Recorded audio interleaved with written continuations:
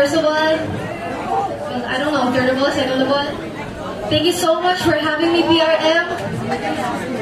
Before I sing my last song, being in front of you guys, yung mga pinapakinggan ko, it's really, really overwhelming, but like at the same time, I'm just really happy that I'm performing in front of you. So, hey! So